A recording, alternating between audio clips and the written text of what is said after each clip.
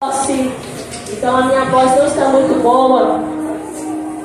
Eu estou me recuperando. Mas o Senhor preparou o nome de Deus aqui nesta noite. Amém? Amém, igreja? Queria chamar aqui, vamos chamar o presbítero Estevão. Aleluias. Você pode aplaudir a Deus pela vida dele? Ele vai ser canal de Deus para nós nesta noite. Amém? A palavra de Deus, ela é a rema. A palavra de Deus é a revelação para nós nesta noite. Você pode estender as suas mãos aqui. Vamos abençoar a vida dele. Aleluias. Senhor, meu Deus e meu Pai, neste momento, Senhor, voltamos aqui mais uma vez o teu servo, Senhor, que está servindo a noiva do Senhor, a tua igreja nesta hora. Pai, uma palavra, Senhor, que eu sei que não saiu do coração dele, mas saiu do teu coração. Porque nós cremos, ó Pai, que o Senhor é que dá o alimento para a tua igreja, aquilo que ela necessita. E eu creio que já foi alinhado, Senhor, o coração dele ao teu, para trazer revelação para nós nesta noite. Que o Senhor venha usá-lo, Deus, com poder, com graça e unção. Que o Senhor possa, meu Deus, em nome de Jesus, Senhor possa usar a boca dele para nós nesta noite, Senhor. Nós declaramos em nome de Jesus sobre a vida dele, em nome de Jesus. Amém e amém. Boa noite. Paz, saúde e prosperidade na vida dos irmãos. Amém? Estou um pouco estreito, né? Dia das Mães, dia de Santa Ceia, né? Vamos tentar aqui ser o mais breve possível. Eu, por via das dúvidas, irmãos, com medo de ultrapassar um tempo, eu só trouxe hoje o Novo Testamento, não trouxe a Bíblia inteira não. Só trouxe o Novo Testamento, amém? A palavra do Senhor vai dizer em 1 Coríntios 11, 26, vai dizer assim: porque todas as vezes que comerdes esse pão e beberdes esse cálice, anunciai a morte do Senhor até que Ele venha. Dentro dessa palavra eu falei assim: Senhor, o que vou falar eu no culto de Santa Ceia? Espírito Santo, me revela a tua palavra. O pastor na sexta-feira, né, mandou mensagem pedindo que a gente estivesse preparando uma palavra para fosse ministrada e ainda resumida, né, por causa do tempo. Então vamos fazer aquilo que o apóstolo Paulo orienta, né, a igreja de Corinto. Vamos anunciar a morte do Senhor até que Ele venha. Quero convidar você a abrir a Bíblia em Lucas capítulo 23, do 44 ao 47. Evangelho do Senhor Jesus Cristo, segundo escreveu o doutor Lucas, no seu capítulo 23, do verso 44 ao 47. Glória a Deus. Estou alegre, estou vendo alguns irmãos aqui que há algum tempo não vejo. Fernando, Ademárcio, Chás também está aí? Tá. Deus abençoe, muito feliz também com muitos que vieram, né? Prestigiar sua mãe neste culto. Que Deus abençoe a cada um de vocês e que vocês possam ser abençoados através da palavra do Senhor nessa noite. Lucas, Evangelho o Senhor Jesus Cristo segundo escreveu para Lucas no seu capítulo 23, a partir do 44, que diz assim: e era já quase a hora sexta, e houve trevas sobre toda a terra, até a hora nona. E escurecendo-se o sol, e o véu do templo rasgou-se ao meio. E Jesus, clamando com grande voz, disse: Pai, em tuas mãos encomendo o meu espírito. E tendo dito isto, expirou. 47 vai dizer assim: e quando o centurião viu o que havia acontecido, deu glória a Deus, dizendo: verdadeiramente este homem era justo. Podemos assentar, irmãos. Como eu disse, né, a orientação do apóstolo Paulo à igreja de Corinto é que toda vez que comesse deste pão, bebesse deste cálice, anunciai a morte de Cristo até que Ele venha. Talvez você já tenha participado de vários cultos, ouvido várias pregações, aonde tenha narrado a morte de Cristo. Acredito que a maioria daqui já deve ter assistido o filme Paixão de Cristo. Vários filmes falando a respeito da vida de Jesus. Ainda que o filme Paixão de Cristo por Mel Gibson tenha emocionado muito, tenha contado uma história de uma forma bem parecida com o que narra a Bíblia. Nesta noite, pela revelação do Espírito Santo, pela ajuda aqui do teólogo, autor dessa Bíblia Cronos, pastor de Netos, eu quero trazer uma narrativa da morte de Cristo, que provavelmente você ainda não ouviu. Então, que você possa prestar atenção e entender o que Deus quer falar através dessa narrativa. Nossos pastores sempre avisam aqui que o mundo espiritual, ele existe, assim como o material. Você pode ter visto pela tela da TV, ou pelo cinema, ou pela voz de algum pregador, narrando aquilo que era natural, aquilo que era visível ao homem natural. Jesus carregando uma cruz, sendo açoitado, tendo uma cruz de espinhos sobre a sua cabeça, tendo pés e mãos perfurados. Mas há algo sobrenatural que aos olhos naturais não podemos ver. Precisamos enxergar com olhos espirituais. E a Bíblia nos dá base para que nós venhamos ter essa interpretação do mundo espiritual. E a base que o pastor de Nelson usou para narrar o que quero eu transmitir para vocês nessa noite é Salmo 18. Ainda que essa Bíblia aqui era só o Novo Testamento, ela ainda faz referência ao Antigo Testamento. E no livro de Salmo 18, do verso 2 ao 42, o salmista, ao se expressar através de cântico, através de louvor, porque salmo nada mais é do que louvores, ele vem narrar algo sobrenatural que aconteceu, ainda que fosse escrito há vários anos antes da crucificação de Cristo. Ele traz uma visão do mundo espiritual, do que estava acontecendo nesse exato momento, aonde Jesus é cruz. Ele entrega o seu espírito para Deus e ali dá o último suspiro e morre.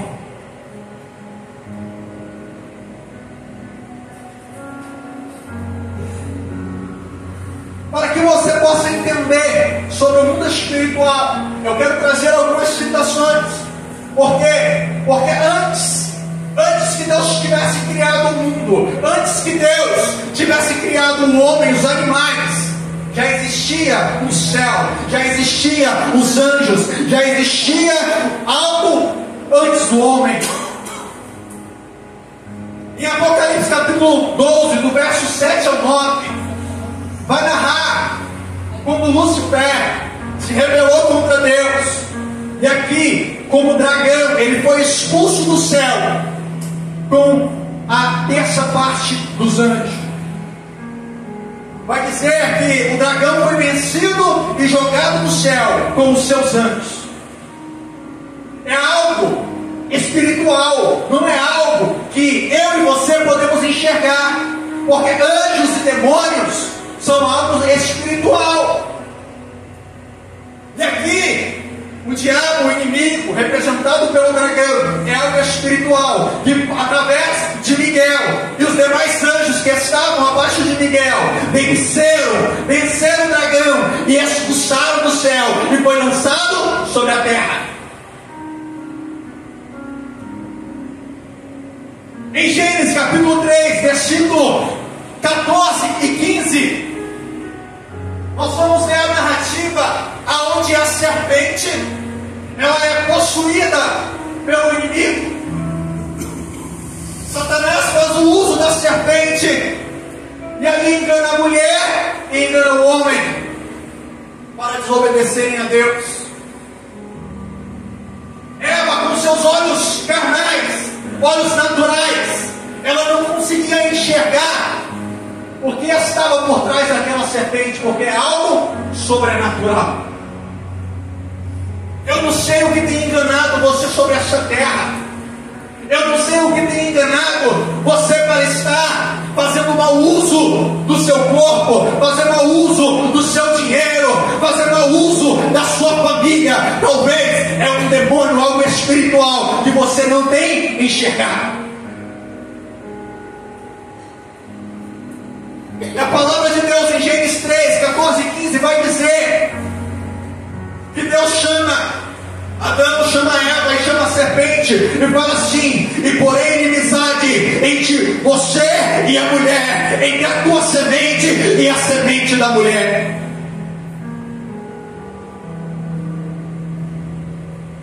A semente da mulher pisará na cabeça da serpente, e a serpente ferirá o calcanhar da semente da mulher. Pelos olhos materiais, o homem pode ter ler essa passagem e entender: não, é porque a cobra rasteja, né? Está no meio do mato, o homem está capinando, lá ele pisa sem querer, e ali ela é picada.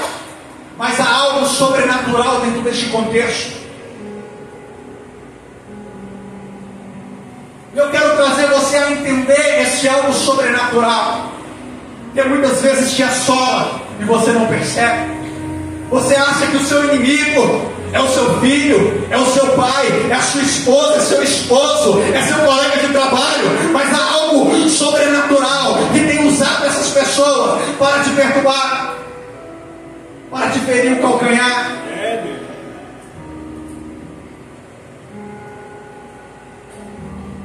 Em Daniel capítulo 10, versículo 12 e 13, todos aqui conhecem a história, aonde Daniel, ele faz um propósito de oração a Deus, ele se derrama diante de Deus em oração, durante 21 dias, orando ao Senhor.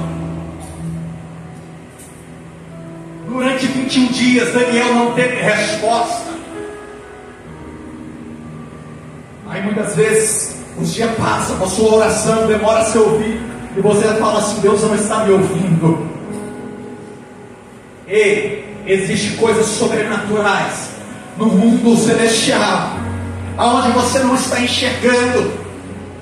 E Daniel, ainda que fosse um profeta, um homem de Deus, a princípio ele não conseguia entender porque a sua oração não estava sendo respondida. Mas nesse versículo nós vamos entender que o anjo Gabriel, quando chega com a mensagem, fala assim: Daniel, desde o primeiro dia em que você se colocou o seu coração a orar, eu tenho ouvido a sua oração. Glória a Deus, aleluia. Mas o príncipe da Pérsia,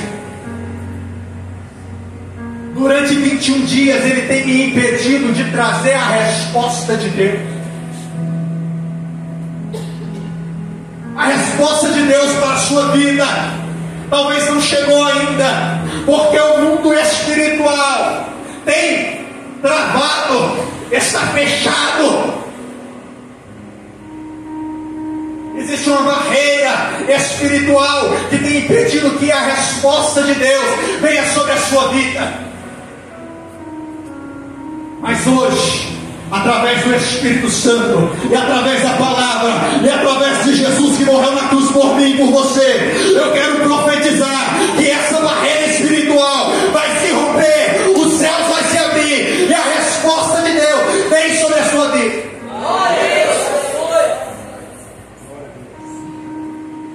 Glória a Deus.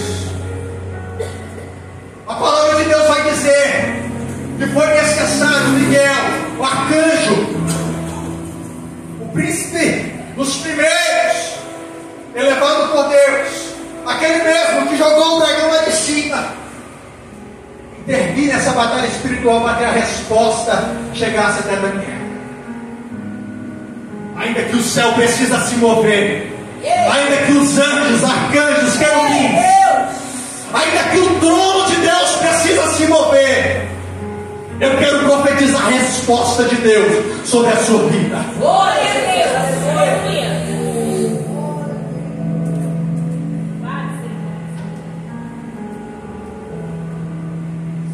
Salmo 91,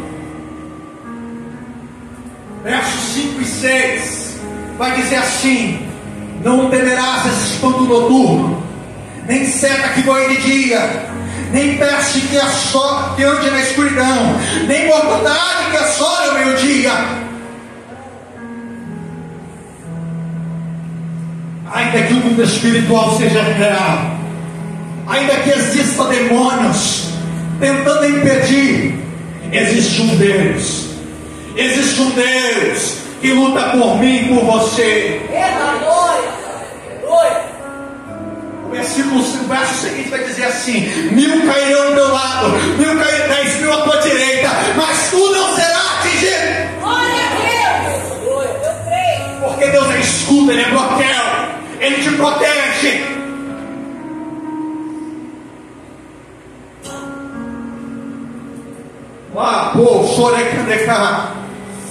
Aleluias. Agora acho que eu posso entrar na palavra. Aleluias. Acho que vocês entenderam essa atmosfera do mundo espiritual. Agora eu quero trazer para vocês a narrativa. Não é minha, irmãos, mas acredito que é a revelação do Espírito Santo para o pastor de Nelson.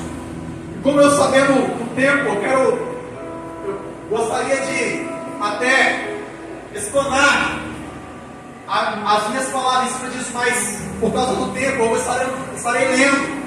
E quero que vocês entendam essa narrativa, enxerguem, visualize através da minha leitura o que Jesus passou na sua morte.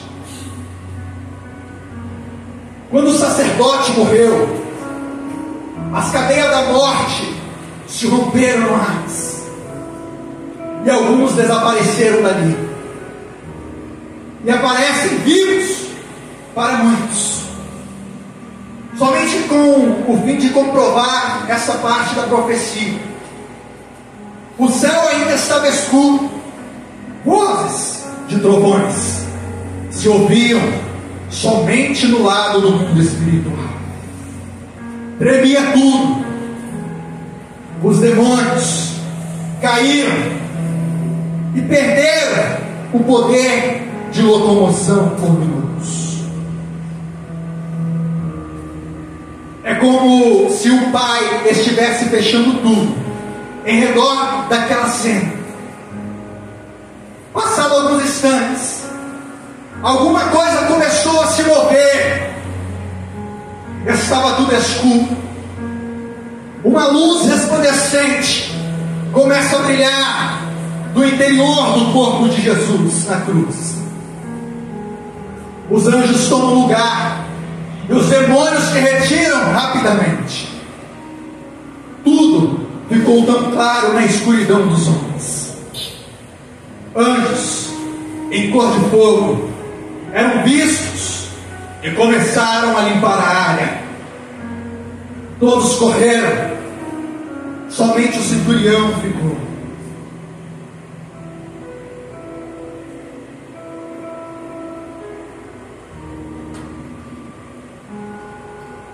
Jesus, clamando com grande voz, disse: Pai, em tuas mãos encomendo o meu espírito. E tendo dito isto, expirou. A separação do Espírito de Cristo ocasionou a sua morte.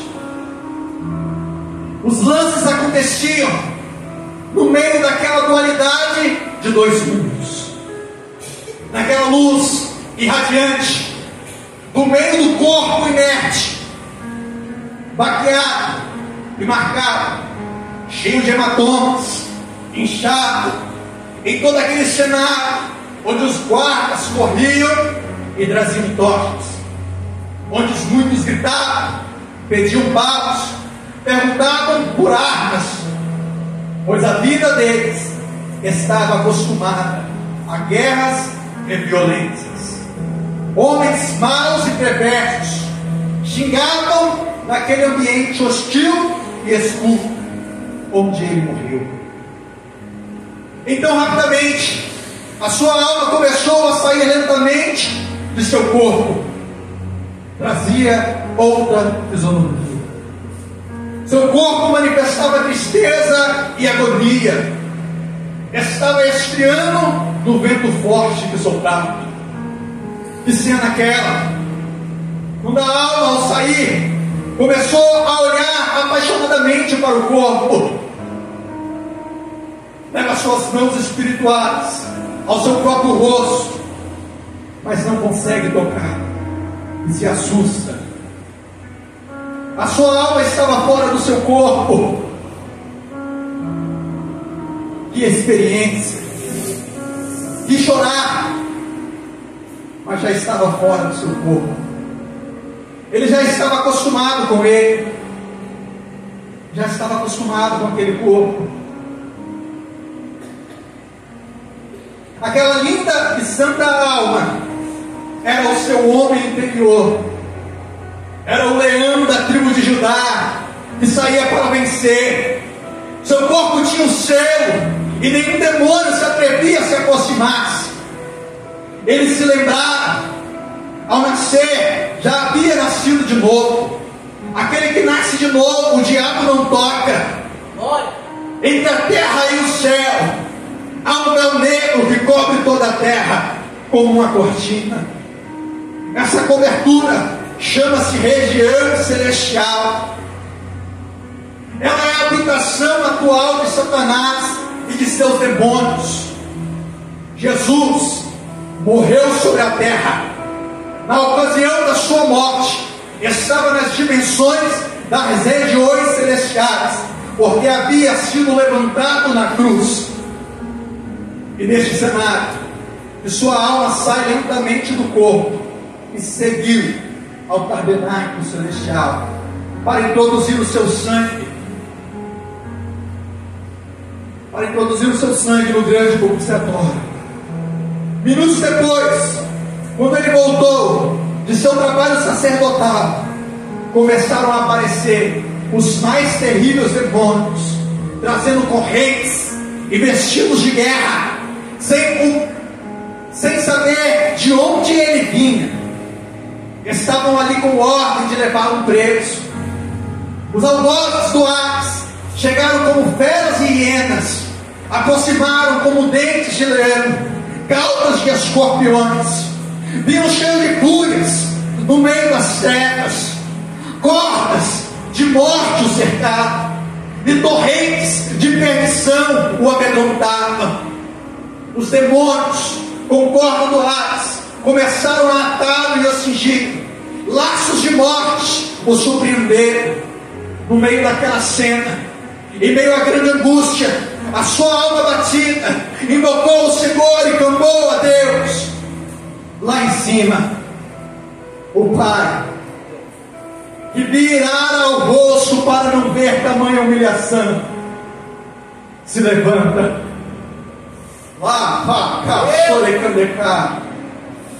Naquela hora crucial, o céu parou.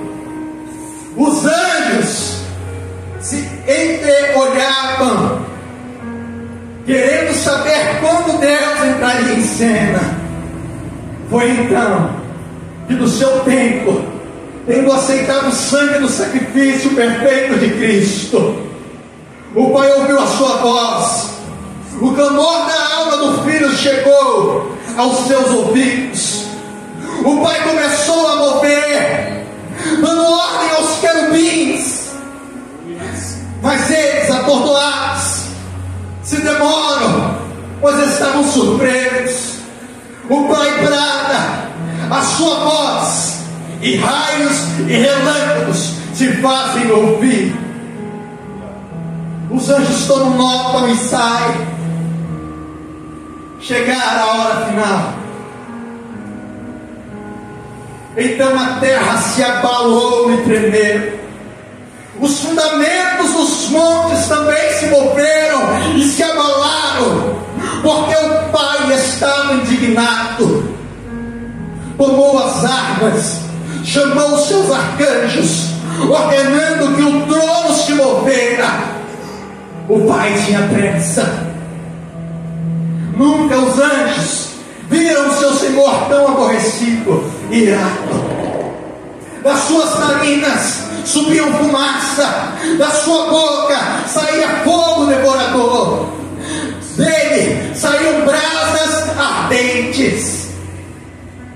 Então acenou as suas mãos,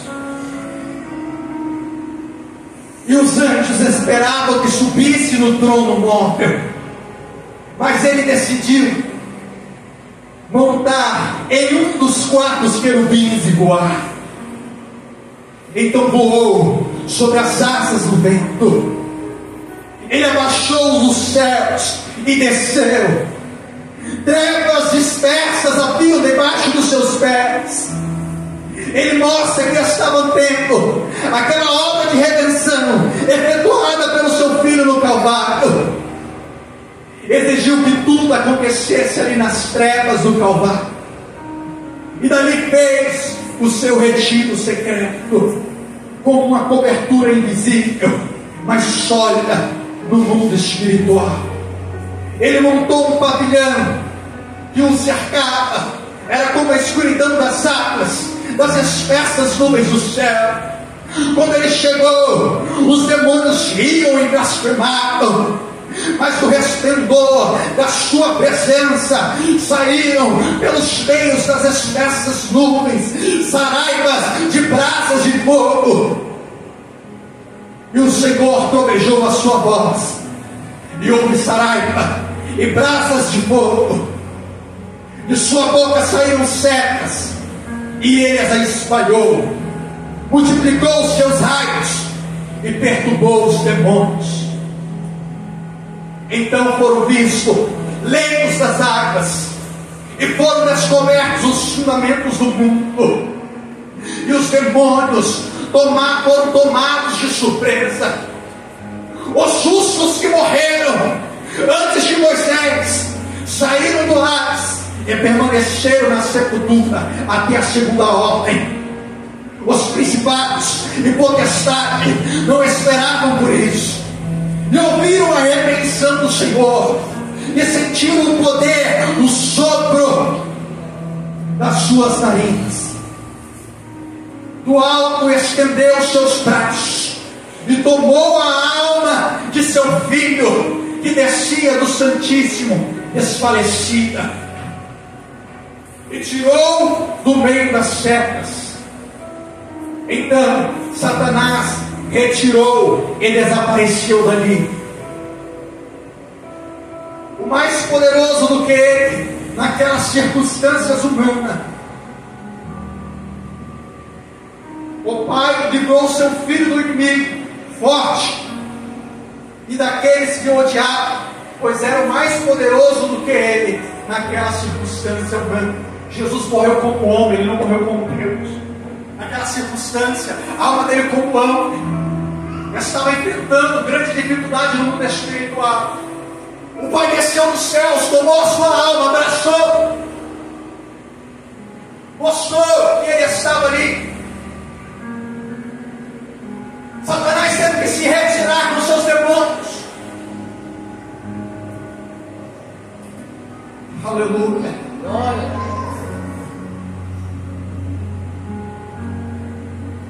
Estava morto como homem, o seu calcanhar havia sido ferido, sua alma estava triste, sentia-se tão abatido, havia sofrido muito. O Pai tomou aquela alma, dividiu e abraçou, fortalecendo-a. Depois trouxe para um lugar espaçoso, livrou-a, porque tinha prazer nele, e regressou.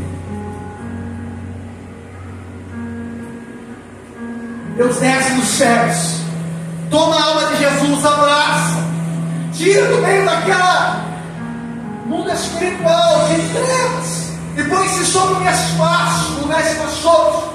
Ali Jesus já fortalecido. Então Deus regressa aos céus. Dali já fortalecido, a alma do filho saltou diante dos inimigos e começou a sua vingança. Começou a prosseguir, a perseguir os seus inimigos, um por um, até o último deles. Eles se renderam. Satanás foi nocauteado e ferido. As trevas dissiparam e eles saíram dali derrotados. Aleluia.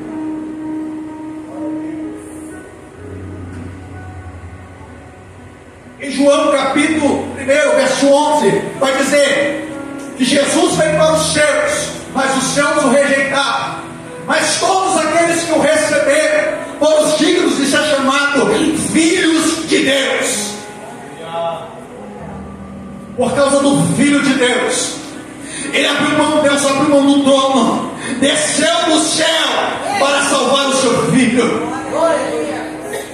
Eu e você temos o direito de ser chamados filhos de Deus, através de Jesus, através de aceitarmos Jesus como o único e suficiente Salvador. Se você quer o Deus que te defenda no mundo celestial, no mundo invisível, no mundo sobrenatural, no qual você não pode ver, no qual você não pode batalhar, mas Deus, como Pai, batalha por você. Você tem que aceitá-lo como o único e suficiente Salvador. Glória a Deus, aleluia.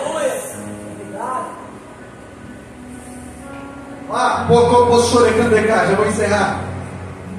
Aleluia. E quando o centurião viu o que havia acontecido, deu glórias a Deus, dizendo: verdadeiramente este homem era justo.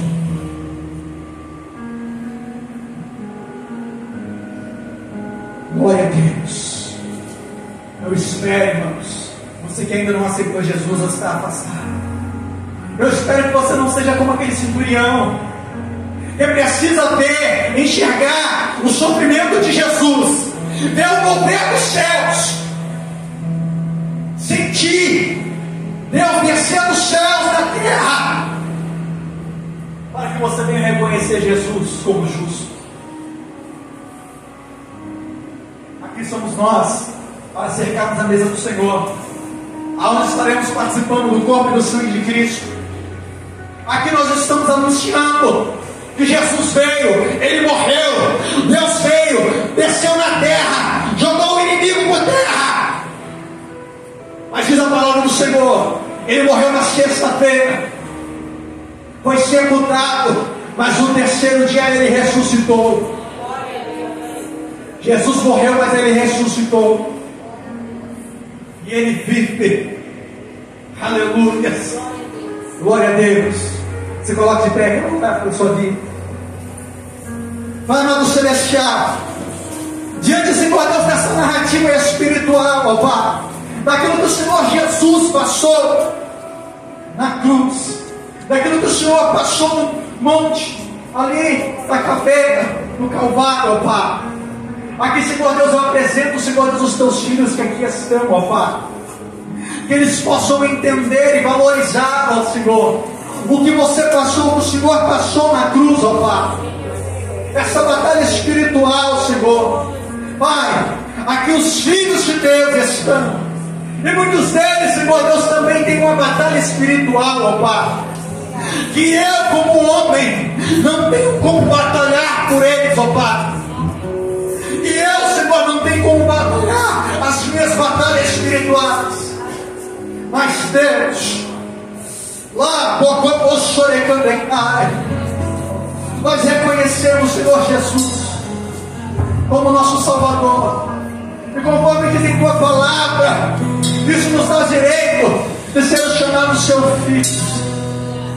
Pai, e como pedido de filho, Senhor, como pedido de filho nesta noite, Pai, ainda, Senhor Deus, que não seja necessário o Senhor descer, mas dá ordem, Senhor, aos seus anjos, dá ordem, Senhor, aos teus anjos, Senhor, para que o céu se abra, para que todo demônio desavisado pela potestade seja vencido pelos céus, ó Pai, e nada impeça a nossa vitória sobre a terra. Sim, Deus, abençoa os seus filhos, Deus. Glória a Deus. No calor dessa mensagem, diante do que foi ministrado, eu quero perguntar se tem uma alma para Jesus nessa noite. Tem alguém que quer aceitar Jesus como único e suficiente Salvador? Talvez você se afastou, queira reconciliar nessa noite. Hoje é noite oportuna. Pelo amor, aquilo que Jesus fez por você na cruz, nós vamos poder demorar muito. Quem quer, se você quiser, vem aqui na frente, levante a sua mão. Nós estaremos orando por você. Hoje é noite oportuna.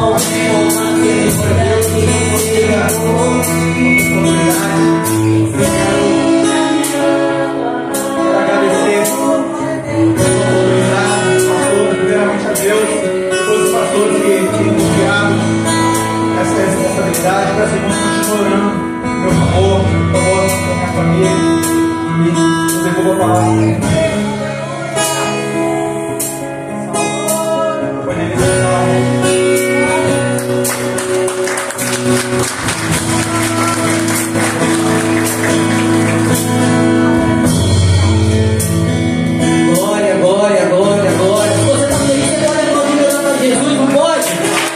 Esse